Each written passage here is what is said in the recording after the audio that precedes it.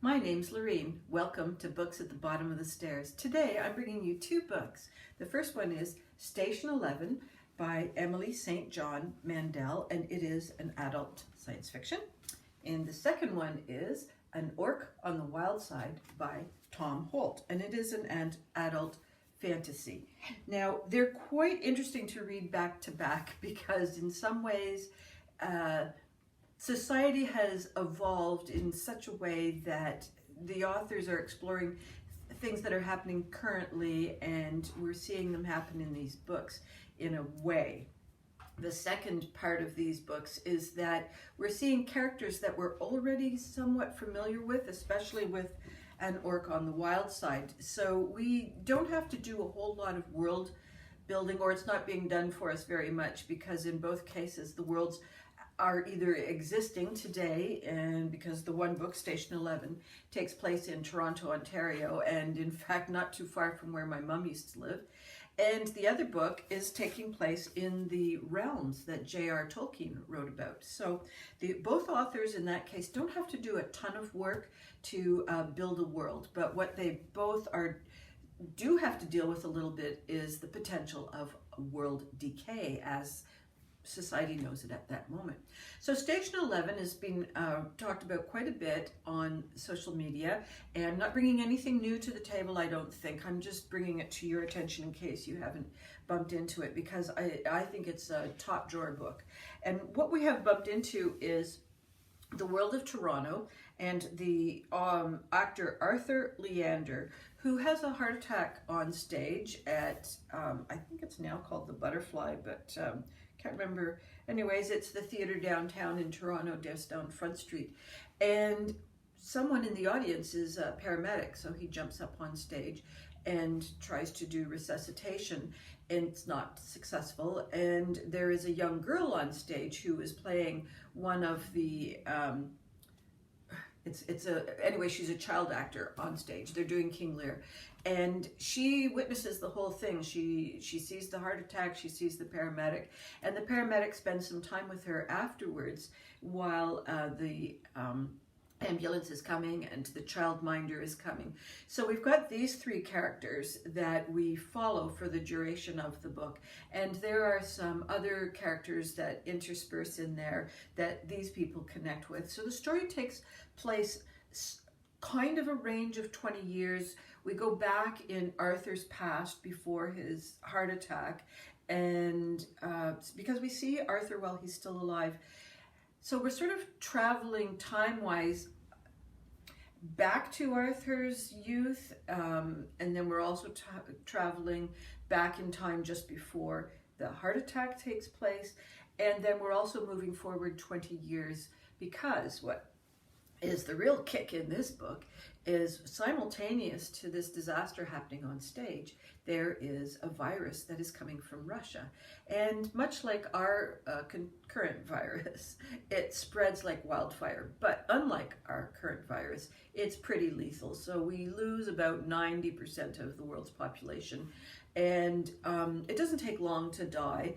But so luckily there isn't a whole lot of time spent on the virus itself, but more what are the preconditions to the virus, and then what are the post-pandemic conditions? Because as so many people die, so many resources fail along the way. The hospitals are overrun. Ultimately, things like electricity and roads and water supplies and security and all these food supplies completely grind to a halt. There are still pockets of it around because it's a random population that remains in survival mode. But it's not like the asteroid comes in and destroys society and we don't have, basically the infrastructure is still there. We just don't have the people to support it. So society falls on its face due to a lack of its its dependency on mankind for its infrastructure to survive. So that sounds kind of boring, but what you really end up having is these three characters plus two others who travel through the next 20 years. And the young girl, whose name was Kirsten, she is eventually joining up with a traveling what would you call it, a traveling entertainment group that have musicians and actors. The musicians are dedicated to classical music and the actors are dedicated to Shakespeare. And they travel sort of like, let's just say Kingston, Maine, up the Lake Michigan area, sort of that oval. And so they're a traveling troupe. And in a way, it's medieval-esque in the sense that they have to travel from town to town and put up their stage, hope for an audience. And along the way, they're encountering all these different pockets of civilization and how the different pockets have navigated survival in a world where there's no law, there's no ethical moral code except for the one that the survivors have. So we run into democracies and dictatorships and criminal elements and fortress-like mentality and then just individuals who are trying their best to survive off the land. So it's very interesting that this traveling troupe travels the gamut of how society might reconstruct itself. And there is another person that we come across. His name is Charles, who was the lawyer for Arthur back in the day. And he is the remaining link to Arthur. And it's sort of like 5 degrees of separation, that kind of game. And so all of the people that we follow have in some fashion been connected to Arthur. So Kirsten was the child on the stage. The paramedic travels more or less along the St. Lawrence Seaway and ends up in a hotel complex where he becomes the doctor. So we see him in the heart of Toronto as the pandemic swirls around him and his brother, and then we see him in his next iteration. Arthur is also dead, so we're not seeing him in the post-pandemic, but what we're seeing is his multiple wives and one child as they are surviving or not surviving in that world. And those women and child have got connections back to the paramedic and Kirsten and Charles. So Charles has more or less landed in an airport. They're all waiting for the plane to come and rescue them.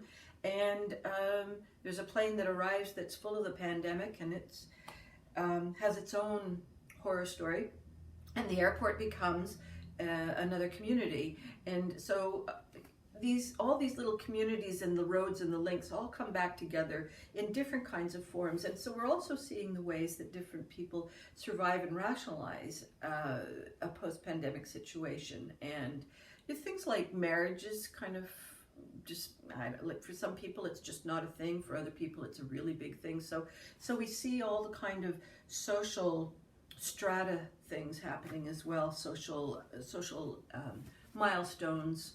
It's just a fascinating book because she's taken a look at this possible landscape. Now, reading it today, it's not too far-fetched in the sense that luckily not too many of us in Canada have died from the virus, but if we look further afield, you wonder just like who's going to be left on the ground because the death rate is so high. And and the governments are doing their weird things around the pandemic. So just, you can see where this book could easily migrate into another community, and it's telling a truth, which is kind of bizarre. Anyways, I love this book. My husband read it. He seemed to really enjoy it. And I completely recommend it, Station 11 by Emily St. John Mandel. And it's a quick read in the sense that there's something happening every paragraph. If you don't like a lot of time shifting in your books, this one does a lot of it, but I didn't notice. It just happened in such a way that it wasn't jarring. I really found every once in a while I got a little confused, but not too much. So that was my only real quibble with the book, was occasionally it time traveled a little too quickly. But other than that, it was pretty solid. Oh, and the writing style, of course, I should mention, was just really gripping. She really draws the scenes out. She draws the characters out. You do get a sense of whether you're in an airport or in the wilderness, and you know, it's, yeah, really, really, really well drawn. Shall I stop now? So, to give An Orc on the Wild Side by Tom Holt a little bit of airtime. I loved this book.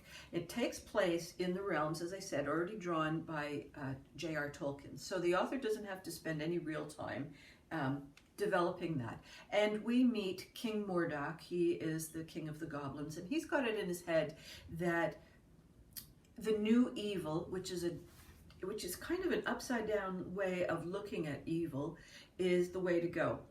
So he's introducing things like healthcare, job satisfaction, days off, safety regulations, and the other evil guys just don't get it. And what he's also navigated is some truces with the humans and the dwarves, and especially the elves. And the elves are just the most snotty of administrators. Of course, they're the lawyers because they have got the highest intelligence, so they think. And it's really a play on the stereotypes of the different beings in the realms. The goblins are who the goblins are, except that as they encounter King Mordok's new evil, they are starting to realize that there's a better way to live, and it's starting to have a trickle-out effect. So the elves have established themselves as the administrators with the goblins, which seems to help with treaty issues and peace issues. And then we've got the dwarves, who are just themselves. There's absolutely nothing that changes amongst the dwarves, except that they've discovered bacon and a few other treats. They usually eat porridge, but Snow White, not the Snow White from the fairy tale, but no, because she is nothing like the fairy tale Snow White, enters the realms, because what we have also happening is a multiverse, and someone in our world has, or very similar to our world, has discovered how you can travel from one verse to another verse through a donut in this case. And here's where the adventures begin, because Snow White has traveled through, and she's basically a very sophisticated con artist, and has landed in with the dwarves and has become the head cook, and has figured out ways to make gold, because the dwarves, to them it's really it's kind of like sand. There's so much of it, they don't really value it the same way. So she's brought her attitudes towards cons and money with her to the dwarves, and is pulling a con. So that's that particular energy happening. And the other, where the dwarves are, King Mordok thinks, maybe we don't have any females. Is that a good thing or is that a bad thing? Because his elf counterpart is female. So they decide that they're going to create a female elf. They put a whole bunch of different ingredients into this goopy thing, and that's where orcs are born. They are not hatched or laid or, sprung from a womb. They're just picked up from the morass. And this rather giant female goblin comes out, and she's quite a character on her own. And we encounter wraiths who don't want to be wraiths. There is a human from the humankind who wants to be a lawyer, and the elves just think he's completely inferior. It's a hysterical set of things being turned upside down. The people from our realm have come across with things like cell phones and computers, which just does not compute at all. The dwarves, and they think an egg whisk is a big weapon. So, of course, I don't remember what his name is in the trilogy. The one with the red eye comes to life and discovers computers, and so he's trying to talk everybody with a computer into taking him back to the other side of the donut, and because he really wants to come into our world and see what he can do. Let's see. Well, of course, chaos ensues. Everybody gets hot under the collar. There's lots of manipulating of each other. It's kind of trying to keep track of who's the cleverest one in the group. At the same time, the dumbest one in the group seems to have some, cunning plans along the way. Thank you, Baldric. And it just turns topsy-turvy. I don't want to give away the ending, but it's really funny. And of course, there's all the troops gather from the different elves and dwarves and goblins, and not so much humankind gather at the towers. Now, the only piece I got completely confused on, and I did reading Tolkien in the first place, I could not keep the tower straight, and who was in what tower, and who was a good guy and who was a bad guy, because it seemed like the White Wizard was just as much of a bad guy as the guy in the Black Tower. So I do confess that I never straightened that part out in my head in the first time and didn't think it was worth going back for. And when I saw the movies, everything's so friggin' dark in those movies. Why did they film it without lighting? So I never did get it straightened out, and I didn't in this book either. So I don't know whether they've collected at the good tower or the bad tower. So there's a warlike siege moment that is, I don't know, it's sort of Laurel and Hardy and Three Stooges all mixed up with the Monty Python gang. It's very funny. So I loved it. I really enjoyed it, and I think those of you who are Tolkien fans will love it too if you've got a sense of humor. If you're super serious about that stuff, don't go here because you won't appreciate the asides and the snotty remarks and the sort of stereotyping of certain, not necessarily personalities, although that happens, but certain behavior traits and landscapes and so on. The Ents don't appear except far off in the distance in the view. So I really, really loved this. So I'm giving it a 4.5 out of 5. The only reason I don't give it a full 5 is, although it made me laugh, I didn't really get engaged like emotionally in any kind of a way. It was watching a really good, funny movie. So anyhow, that's it for today. It's a bit of a long one, and I hope all your reading dreams and adventures to continue to come true, and I'll see you next time. Bye-bye.